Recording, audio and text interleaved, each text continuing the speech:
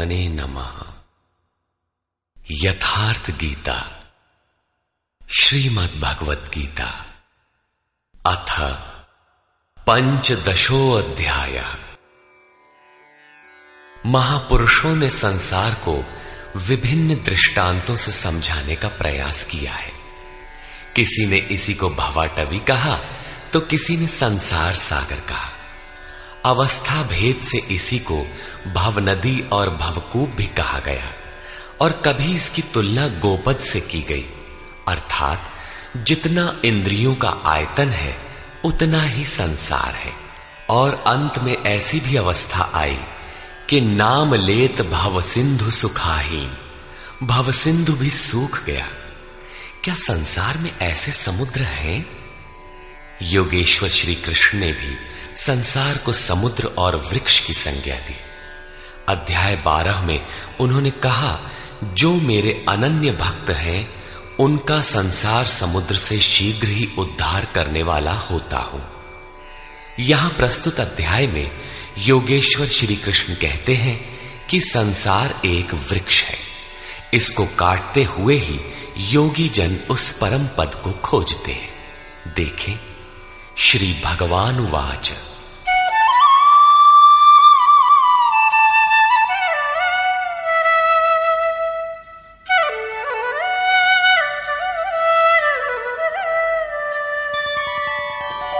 ऊर्ध्वमूलमधः शाखम् अश्वत्थं प्राहुरव्ययम् छन्दांसि यस्य पर्णानि यस्तं वेद स वेदवित्।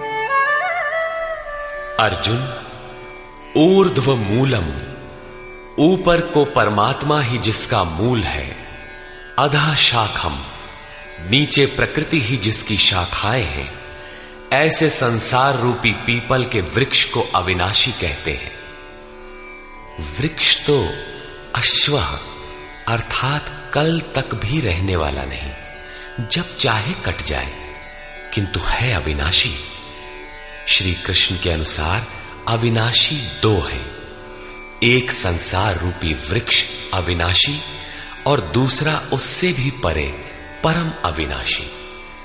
वेद इस अविनाशी संसार विटप के पत्ते कहे गए हैं। जो पुरुष इस संसार रूपी वृक्ष को अर्थात देखते हुए विदित कर लेता है वो वेद का ज्ञाता है। जिसने उस संसार वृक्ष को जाना है उसने वेद को जाना है, न कि ग्रंथ पढ़ने वाला। पुस्तक पढ़ने में तो उधर बढ़ने की प्रेरणा मात्र मिलती है, पत्तों के स्थान पर वेद की क्या आवश्यकता है। वस्तुतः पुरुष भटकते भटकते जिस अंतिम कोपल अर्थात अंतिम जन्म को लेता है, वहीं से वेद के वे छंद अर्थात जो कल्याण का सृजन करते हैं वहीं से प्रेरणा देते हैं, वहीं से उनका उपयोग है, वहीं से भटकाव समाप्त हो जाता है, वो स्वरूप की ओर घूम जाता है। तथा अधश्चोर्ध्वं प्रसृतास्तस्य शाखा गुणप्रवृद्धा विषयप्रवाला अधश्च मूलान्यनुसन्ततानि कर्मानुबन्धीनि मनुष्यलोके। उस संसार वृक्ष की तीनों गुणों के द्वारा बढ़ी हुई विषय और भोग रूप कोपलों वाली शाखाएं नीचे और ऊपर सर्वत्र फैली हुई है। नीचे की ओर कीट पतंग पर्यंत और ऊपर देव भाव से लेकर ब्रह्मा पर्यंत सर्वत्र फैली हुई है, तथा केवल मनुष्य योनि में कर्मों के अनुसार बांधने वाली है। अन्य सभी योनियां भोग भोगने के लिए है। मनुष्य योनि ही कर्मों के अनुसार बंधन तैयार करती है।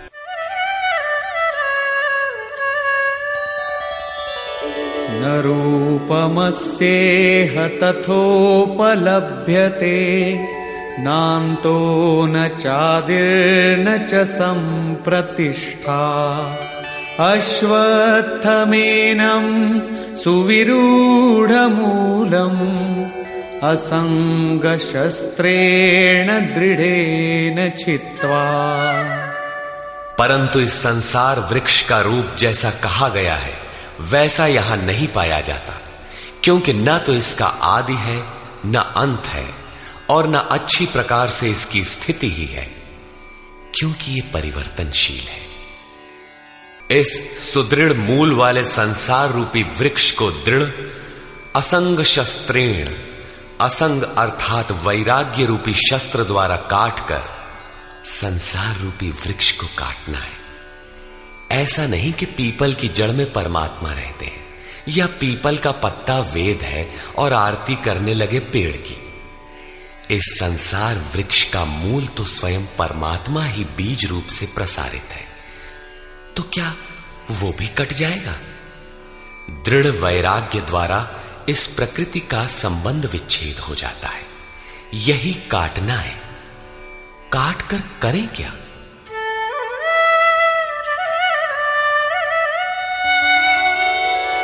ततः पदं तत्परिमार्गितव्यम्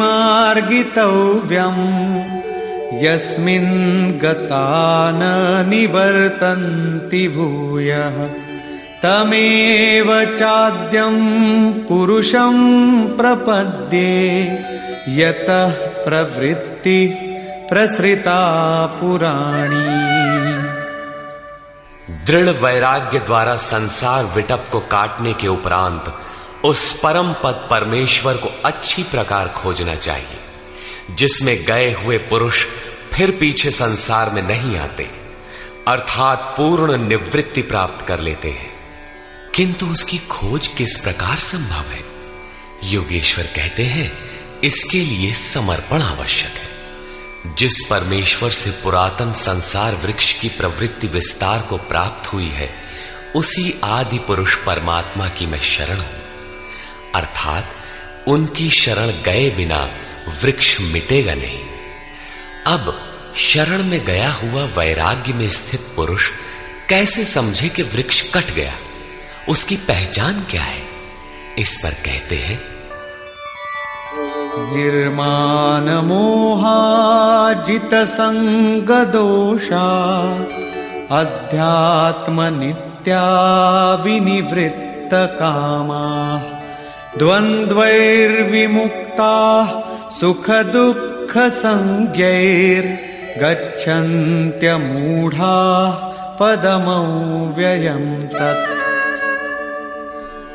उपर्युक्त प्रकार के समर्पण से जिसका मोह और मान नष्ट हो गया है, आसक्ति रूपी संग दोष जिन्होंने जीत लिया है, अध्यात्म नित्या परमात्मा के स्वरूप में जिनकी निरंतर स्थिति है, जिनकी कामनाएं विशेष रूप से निवृत्त हो गई है और सुख दुख के द्वंद्वों से विमुक्त हुए ज्ञानी जन उस अविनाशी परम पद को प्राप्त होते हैं। जब तक ये अवस्था नहीं आती तब तक संसार वृक्ष नहीं कटता। यहां तक वैराग्य की आवश्यकता रहती है। उस परम पद का क्या स्वरूप है जिसे पाते हैं? न तद्भासयते सूर्यो न शशांको न पावकः यद्गत्वा न निवर्तन्ते तद्धाम परमं मम। उस परम पद को न सूर्य न चंद्रमा और न अग्नि ही प्रकाशित कर पाते हैं। जिस परम पद को प्राप्त कर मनुष्य पीछे संसार में नहीं आते हैं, वही मेरा परम धाम है, अर्थात उनका पुनर्जन्म नहीं होता।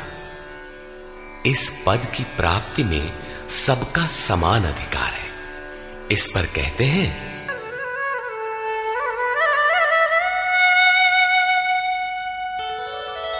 ममैवांशो जीवलोके जीवभूतः सनातनः मनः षष्ठानीन्द्रियाणि प्रकृतिस्थानि कर्षति। जीवलोके अर्थात इस देह में, अर्थात शरीर ही लोक है। ये जीवात्मा मेरा ही सनातन अंश है और वही इन त्रिगुणमयी माया में स्थित हुई मन सहित पांचों इंद्रियों को आकर्षित करता है। भला कैसे? शरीरं यदवाप्नोति यच्चाप्युत्क्रामतीश्वरः गृहीत्वैतानि संयाति वायुर्गन्धानि वाशयात्। जिस प्रकार वायु गंध के स्थान से गंध को ग्रहण करके ले जाता है, ठीक उसी प्रकार देह का स्वामी जीवात्मा जिस पहले शरीर को त्यागता है, उससे मन और 5 ज्ञानेंद्रियों के कार्यकलापों को ग्रहण करके अर्थात आकर्षित करके साथ लेकर फिर जिस शरीर को प्राप्त होता है उसमें जाता है। जब अगला शरीर तत्काल निश्चित है तो आटे का पिंड बनाकर किसे पहुंचाते हो? लेता कौन है? इसीलिए श्री कृष्ण ने अर्जुन से कहा था कि ये अज्ञान तुझे कहां से उत्पन्न हो गया कि पिंडोदक क्रिया लुप्त हो जाएगी। वहां जाकर करता क्या है? मन सहित 6 इंद्रियां कौन है? श्रोत्रं चक्षुः स्पर्शनं च रसनं घ्राणमेव च अधिष्ठाय मनश्चायं विषयानुपसेवते।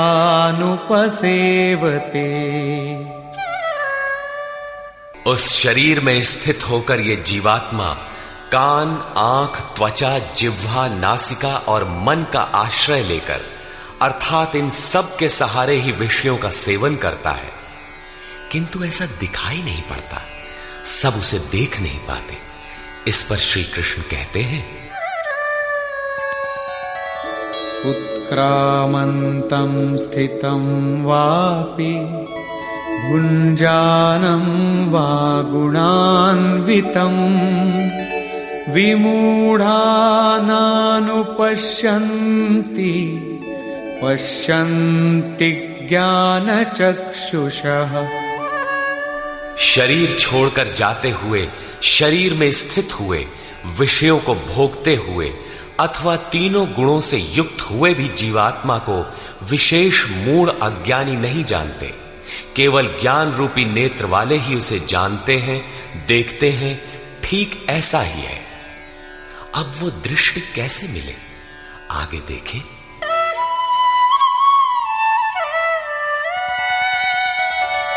यतन्तो योगिनश्चैनं पश्यन्त्यात्मन्यवस्थितं यतन्तोऽप्यकृतात्मानो नैनं पश्यन्त्यचेतसः। योगी जन अपने हृदय में चित्त को सब ओर से समेट इस आत्मा को यत्न करते हुए ही प्रत्यक्ष देखते हैं, किंतु अकृतार्थ आत्मा वाले अर्थात मलिन अंतःकरण वाले अज्ञानी जन यत्न करते हुए भी इस आत्मा को नहीं जानते, क्योंकि उनका अंतःकरण बाह्य प्रवृत्तियों में अभी बिखरा है। चित्त को सब ओर से समेटकर अंतरात्मा में यत्न करने वाले भाविक जन ही उसे पाने के योग्य होते हैं। अतः अंतःकरण से सतत सुमिरण आवश्यक है। अब उन महापुरुषों के स्वरूप में जो विभूतियां पाई जाती हैं, जो पीछे बता भी आए हैं, उन पर प्रकाश डालते हैं।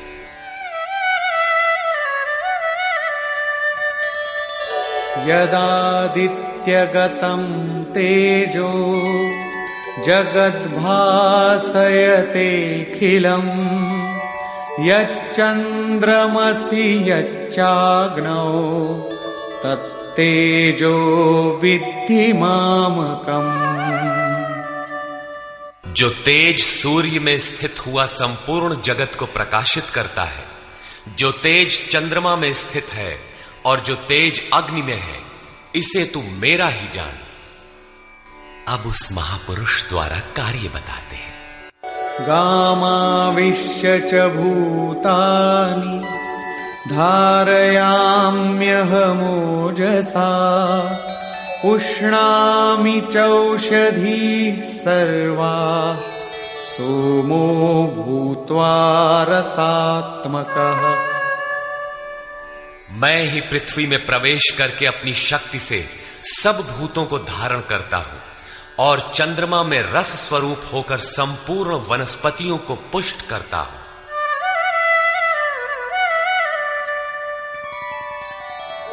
अहं वैश्वानरो भूत्वा प्राणिनां देहमाश्रितः प्राणापानसमायुक्तः पचाम्यन्नं चतुर्विधम्। मैं ही प्राणियों के शरीर में अग्नि रूप से स्थित होकर प्राण और अपान से युक्त हुआ 4 प्रकार के अन्नों को पचाता हूं। अध्याय 4 में स्वयं योगेश्वर श्री कृष्ण ने इंद्रियाग्नि, संयमाग्नि, योगाग्नि, प्राण अपानाग्नि, ब्रह्माग्नि इत्यादि 13-14 अग्नियों का उल्लेख किया, जिनमें सबका परिणाम ज्ञान है। ज्ञान ही अग्नि है। श्री कृष्ण कहते हैं, ऐसा अग्नि स्वरूप होकर प्राण और अपान से युक्त 4 विधियों से अर्थात जप सदैव श्वास प्रश्वास से होता है, उसकी 4 विधियां बैखरी, मध्यमा, पश्यंती और परा है। इन 4 विधियों से तैयार होने वाले अन्नों को मैं ही पचाता हूं।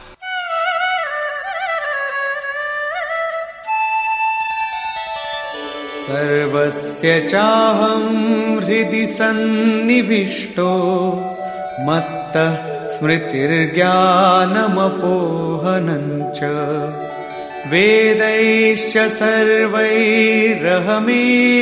वेद्यो वेदान्तकृद्वेदविदेम चाहम्।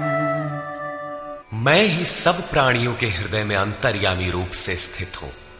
मुझसे ही स्वरूप की स्मृति होती है। स्मृति के साथ ही ज्ञान अर्थात साक्षात्कार और अपोहनम अर्थात बाधाओं का शमन मुझ इष्ट से ही होता है।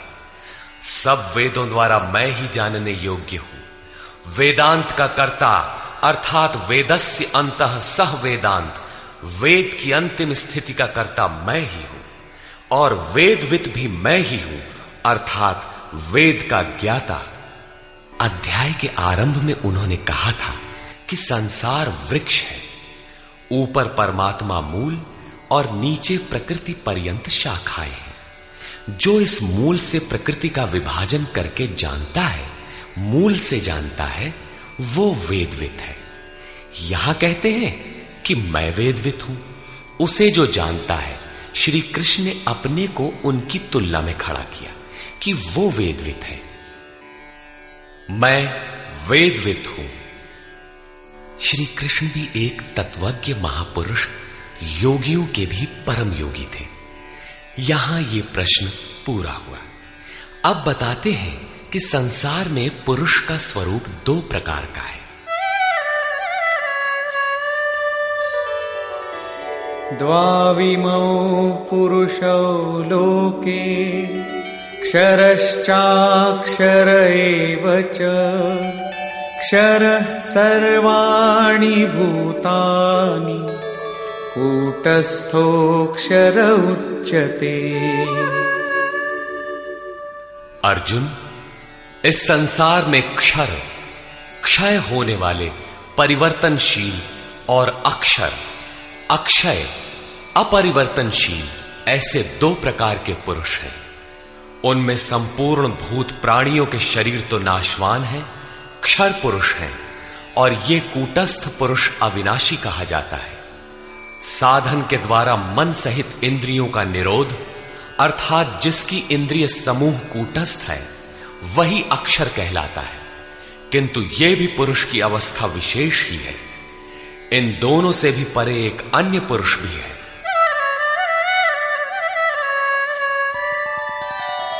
उत्तमः पुरुषस्त्वन्यः परमात्मेत्युदाहृतः यो लोकत्रयमाविश्य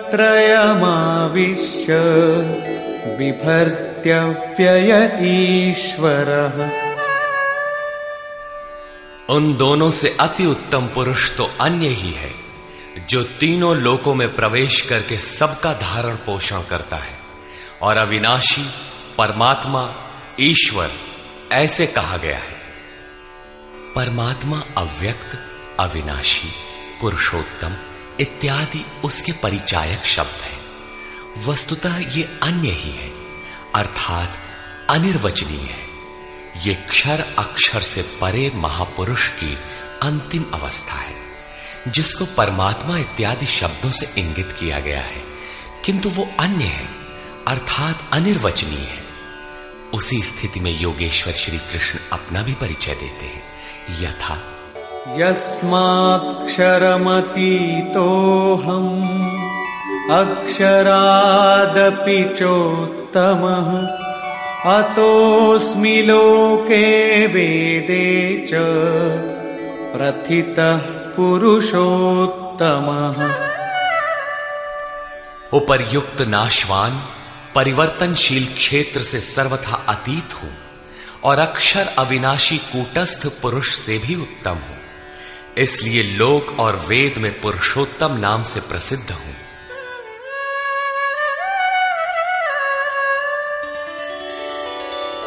यो मामेवमसम्मूढो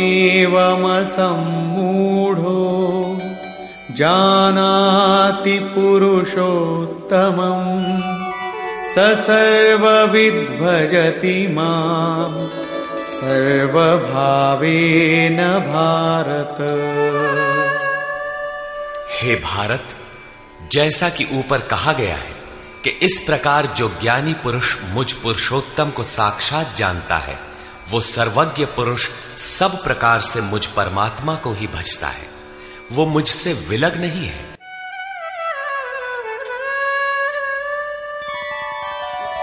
इति गुह्यतमं शास्त्रम् इदमुक्तं मया नघ एतद्बुद्ध्वा बुद्धिमान् स्यात् कृतकृत्यश्च भारत। हे निष्पाप अर्जुन, इस प्रकार ये अति गोपनीय शास्त्र मेरे द्वारा कहा गया। इसको तत्व से जानकर मनुष्य पूर्ण ज्ञाता और कृतार्थ हो जाता है। अतः योगेश्वर श्री कृष्ण की ये वाणी स्वयं में पूर्ण शास्त्र है। श्री कृष्ण का ये रहस्य अत्यंत गुप्त था। उन्होंने केवल अनुरागियों से बताया। ये अधिकारी के लिए ही है। श्री कृष्ण का ये स्वरूप सबके लिए था भी नहीं। कोई उन्हें राजा, कोई दूत, तो कोई यादव ही मानता था, किंतु अधिकारी अर्जुन से उन्होंने कोई दुराव नहीं रखा। उसने पाया कि वो परम सत्य पुरुषोत्तम नहीं। दुराव रखते तो उसका कल्याण ही ना होता। यही विशेषता प्राप्ति वाले प्रत्येक महापुरुष में पाई गई। रामकृष्ण परमहंस देव एक बार बहुत प्रसन्न थे। भक्तों ने पूछा, आज तो आप बहुत प्रसन्न हैं? बोले, आज मैं वो परमहंस हो गया। उनके समकालीन कोई अच्छे महापुरुष परमहंस थे, उनकी ओर संकेत किया। कुछ देर बाद वो मन क्रम वचन से विरक्ति की आशा से अपने पीछे लगे साधकों से बोले, देखो, अब तुम लोग संदेह न करना, मैं वही राम हूं जो त्रेता में हुए थे, वही कृष्ण हूं जो द्वापर में हुए थे।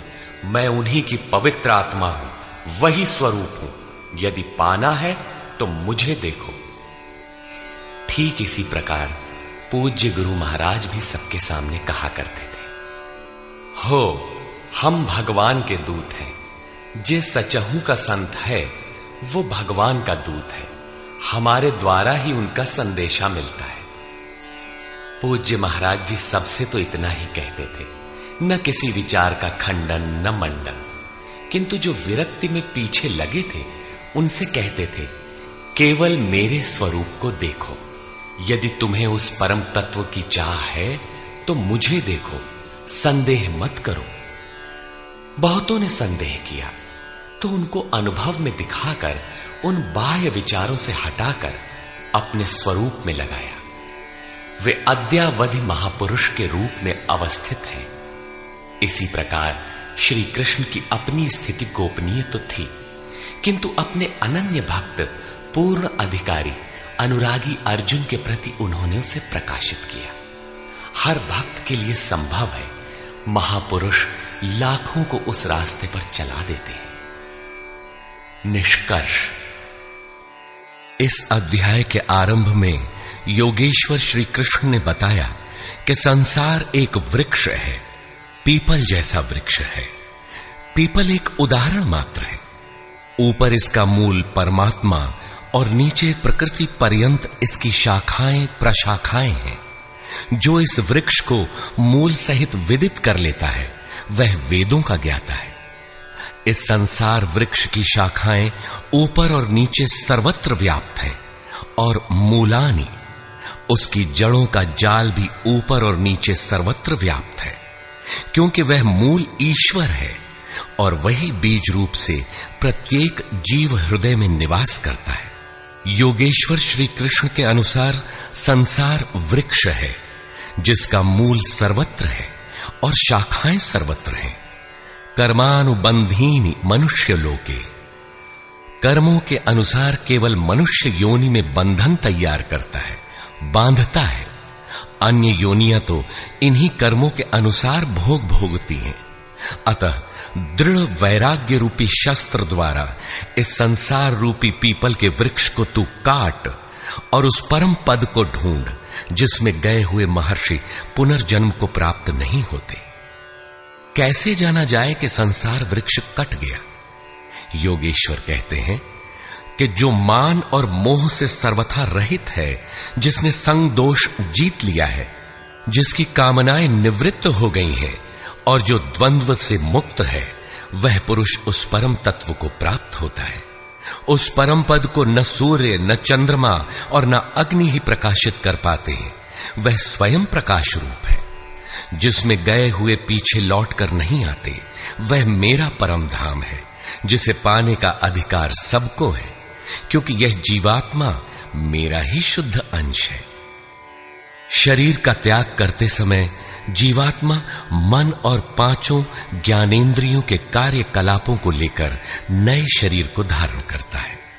संस्कार सात्विक है तो सात्विक स्तर पर पहुंच जाता है, राजसी है तो मध्यम स्थान पर और तामसी रहने पर जघन्य योनियों तक पहुंच जाता है तथा इंद्रियों के अधिष्ठाता मन के माध्यम से विषयों को देखता और भोगता है। यह दिखाई नहीं पड़ता, इसे देखने की दृष्टि ज्ञान है। कुछ याद कर लेने का नाम ज्ञान नहीं है। योगी जन हृदय में चित्त को समेटकर प्रयत्न करते हुए ही उसे देख पाते हैं। अतः ज्ञान साधन गम्य है। हां, अध्ययन से उसके प्रति रुझान उत्पन्न होती है। संशय युक्त अकृतात्मा लोग प्रयत्न करते हुए भी उसे देख नहीं पाते। यहां प्राप्ति वाले स्थान का चित्रण है। अतः उस अवस्था की विभूतियों का प्रवाह स्वाभाविक है। उन पर प्रकाश डालते हुए योगेश्वर श्री कृष्ण कहते हैं कि सूर्य और चंद्रमा में मैं ही प्रकाश हूं, अग्नि में मैं ही तेज हूं, मैं ही प्रचंड अग्नि रूप से 4 विधियों से परिपक्व होने वाले अन्न को पचाता हूं। श्री कृष्ण के शब्दों में अन्न एकमात्र ब्रह्म है। अन्नम ब्रह्मेति व्यजानात्, जिसे प्राप्त कर यह आत्मा तृप्त हो जाती है। बैखरी से परापर्यंत अन्न पूर्ण परिपक्व होकर पच जाता है, वह पात्र भी खो जाता है। इस अन्न को मैं ही पचाता हूं, अर्थात सद्गुरु जब तक रथी न हो तब तक यह उपलब्धि नहीं होती। इस पर बल देते हुए योगेश्वर श्री कृष्ण पुनः कहते हैं कि संपूर्ण प्राणियों के अंतर्देश में स्थित होकर मैं ही स्मृति दिलाता हूं। जो स्वरूप विस्मृत था उसकी स्मृति दिलाता हूं। स्मृति के साथ मिलने वाला ज्ञान भी मैं ही हूं। उसमें आने वाली बाधाओं का निदान भी मुझसे होता है। मैं ही जानने योग्य हूं और विदित हो जाने के बाद जानकारी का अंत करता भी मैं ही हूं। कौन किसे जाने? मैं वेदवित् हूं। अध्याय के प्रारंभ में कहा, जो संसार वृक्ष को मूल सहित जानता है वह वेदवित् है, किंतु उसको काटने वाला ही जानता है। यहां कहते हैं मैं भी वेदवित् हूं। उन वेदविदों में अपनी भी गणना करते हैं। अतः श्री कृष्ण भी यहां वेदवित् पुरुषोत्तम है, जिसे पाने का अधिकार मानव मात्र को है। अंत में उन्होंने बताया कि लोक में दो प्रकार के पुरुष हैं। भूतादिकों के संपूर्ण शरीर क्षर है। मन की कूटस्थ अवस्था में यही पुरुष अक्षर है, किंतु है द्वंद्वात्मक और इससे भी परे जो परमात्मा, परमेश्वर, अव्यक्त और अविनाशी कहा जाता है, वह वस्तुतः अन्य ही है। यह क्षर अक्षर से परे वाली अवस्था है। यही परम स्थिति है। इससे संगत करते हुए कहते हैं कि मैं भी क्षर अक्षर से परे वही हूं, इसलिए लोग मुझे पुरुषोत्तम कहते हैं। इस प्रकार उत्तम पुरुष को जो जानते हैं वे ज्ञानी भक्तजन सदैव सब ओर से मुझे ही भजते हैं। उनकी जानकारी में अंतर नहीं है। अर्जुन, यह अत्यंत गोपनीय रहस्य मैंने तेरे प्रति कहा। प्राप्ति वाले महापुरुष सबके सामने नहीं कहते, किंतु अधिकारी से दुराव भी नहीं रखते। अगर दुराव करेंगे तो वह पाएगा कैसे? इस अध्याय में आत्मा की 3 स्थितियों का चित्रण क्षर, अक्षर और अति उत्तम पुरुष के रूप में स्पष्ट किया गया, जैसा इससे पहले किसी अन्य अध्याय में नहीं है। अतः ओम तत्सदिति श्रीमद् भगवद गीता सूपनिषत्सु ब्रह्म विद्यायाम योग शास्त्रे श्री कृष्ण अर्जुन संवादे पुरुषोत्तम योगो नाम 15 अध्यायः। इस प्रकार स्वामी अड़गड़ानंद कृत श्रीमद् भगवद गीता के भाष्य यथार्थ गीता का 15वां अध्याय पूर्ण होता है। हरि ओम तत्सत्।